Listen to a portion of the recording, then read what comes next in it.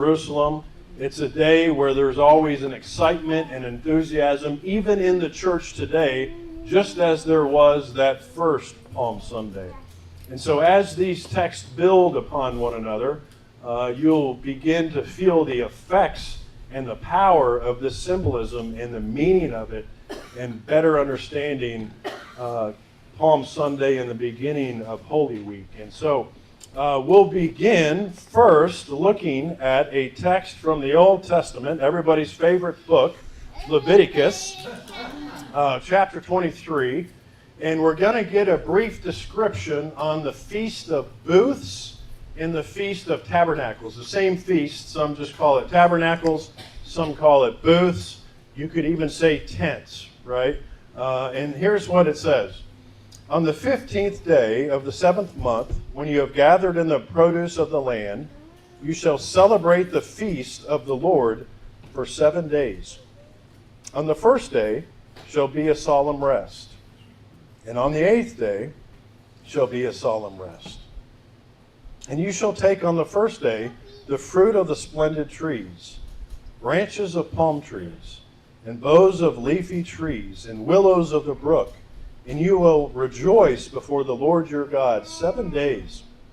You shall celebrate it as a feast to the Lord for 7 days in the year. It is a statute forever throughout your generations. You shall celebrate it in the 7th month. You shall dwell in booths for 7 days.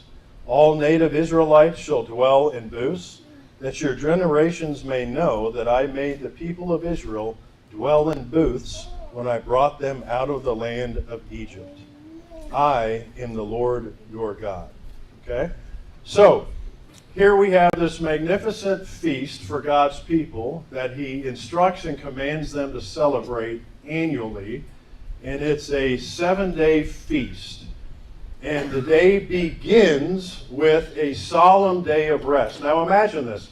All of God's people coming together for 7 days, checking out of their daily routines and daily life to celebrate this feast together. And it begins with first them gathering, and then second, just taking a day of rest. Right? And you've probably been this, where you've left town, gone camping, been on a retreat or something, and you realize it takes a little time just to get all the noise going on inside your mind and heart to fall silent, right? So that day opens with a day of rest. And it ends with what? A day of rest.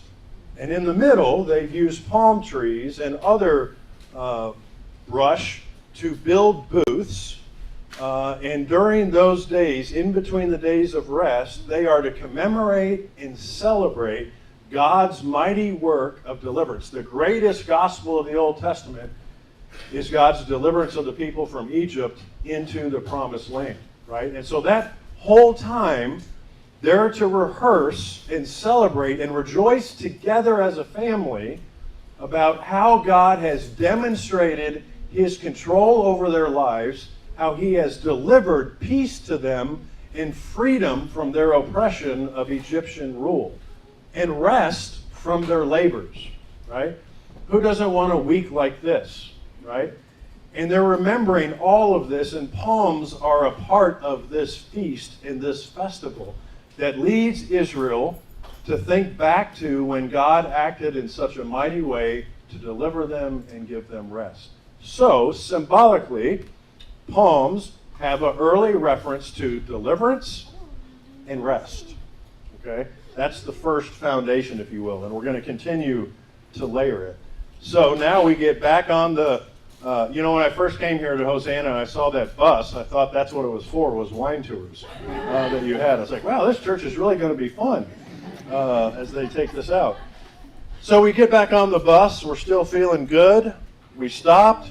We savored. We rejoiced what we learned about palms in Leviticus 23. Then we hop in and we get out at Psalm 118.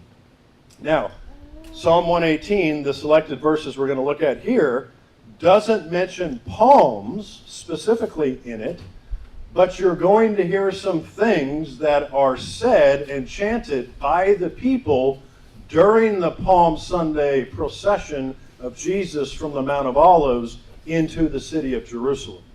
Okay? Open to me the gates of righteousness, that I may enter through them, and give thanks to the Lord. This is the gate of the Lord. The righteous shall enter through it. I thank you that you have answered me and have become my salvation. The stone that the builders rejected has become the cornerstone. This is the Lord's doing.